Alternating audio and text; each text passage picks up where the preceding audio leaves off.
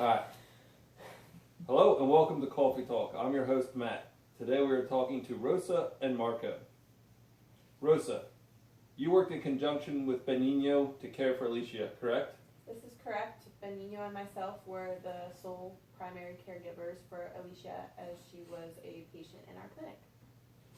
Did you ever notice Benigno being inappropriate to Alicia with the care he provided? To be honest with you, no. I worked very closely with Benigno, and he always was a very caring and compassionate nurse. He took very good care of his patients, especially Alicia. He was always very willing to help in any way possible, and I did not notice anything inappropriate while we were both caring for her in her comatose state. I've been told you've had feelings for Benigno. Could this have clouded your judgment? I'd rather not talk about my personal feelings for Benigno. That's personal, and I wish not to discuss it, but I will tell you that when I did discover something was awry, something was going on that was inappropriate, I discovered it and immediately took it to my supervisor, who then took it to the director, and it was addressed as appropriate. Okay, well thank you, Rosa. And next we will be talking to Marco.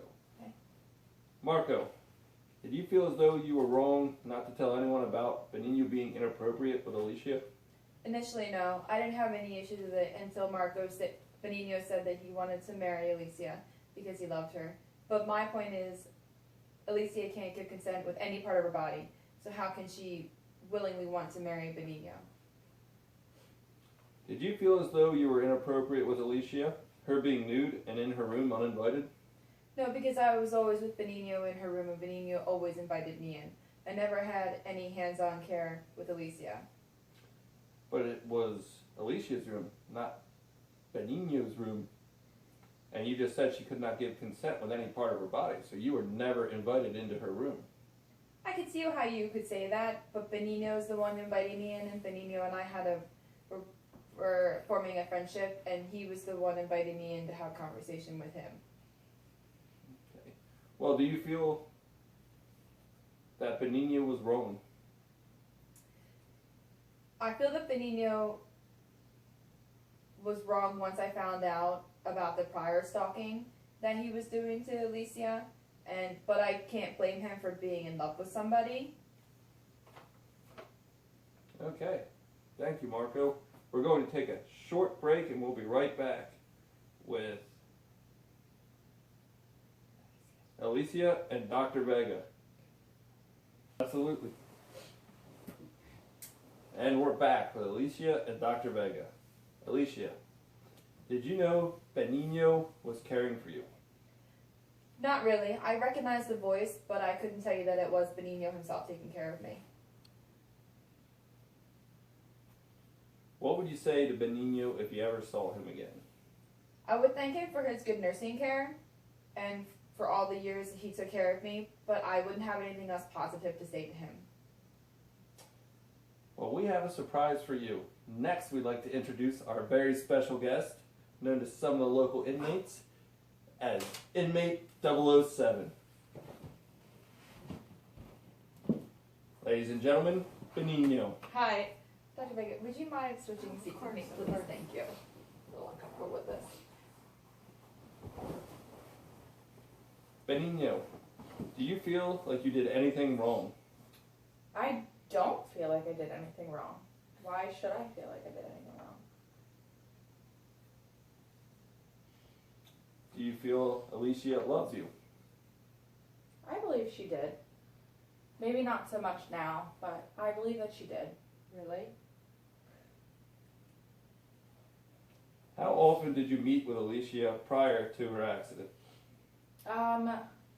We only met one time. I used to watch her every morning dancing while I would drink my morning coffee. And then when I went to go meet with her dad, I ran into her once. It was almost like it was fate. So the 4 years of stalking Alicia, you don't feel like that's wrong? Or that you did anything wrong? I don't call it stalking. I mean, I was meeting with her father at the time. I wasn't solely going to see her. did you ever think there would be consequences for your actions? No, because I don't think that I did anything wrong. I don't think that I should be in jail. I don't feel like what I did was wrong. She loved me. And we did what lovers do. Okay, well, thank you for your time. No problem. And next is Dr. Vega. Dr. Vega, you're the supervising. Start that over. Dr. Vega, you were the supervising physician on the floor in which Benigno worked, and Alicia was a patient. Is that correct? That is correct. I was the supervisor on that floor during the time that Alicia was in a comatose state as a patient in our clinic. Tell us how it's possible that Benigno could have stalked Alicia and performed so many inappropriate acts with Alicia and not be discovered for so long. To be quite honest with you, I'm not really sure. Benigno was always a very good nurse. He had a very good reputation. He came highly recommended, and he and Rosa were personally chosen, handpicked by Alicia's father to care for her, and he never gave us any reason not to trust him. He was always a very, very good employee, and none of the other nurses, none of the other patients, no one noticed anything inappropriate going on. Yes, but you were his supervisor, and I find it hard to believe that Benigno was able to stalk Alicia for over 4 years, being with her alone for long periods of time, and it all went undetected. How closely were you supervising? We followed all of the policies and protocols, all the regulations set by the clinic. Obviously, a health clinic's ultimate goal is to do best by their patients, to give good care, to do no harm, to treat them with respect, and take their rights under consideration, even in a comatose state, and just provide good care. And that is what we ultimately tried to do. This situation was something that was an unexpected outcome that we could have not foreseen happen.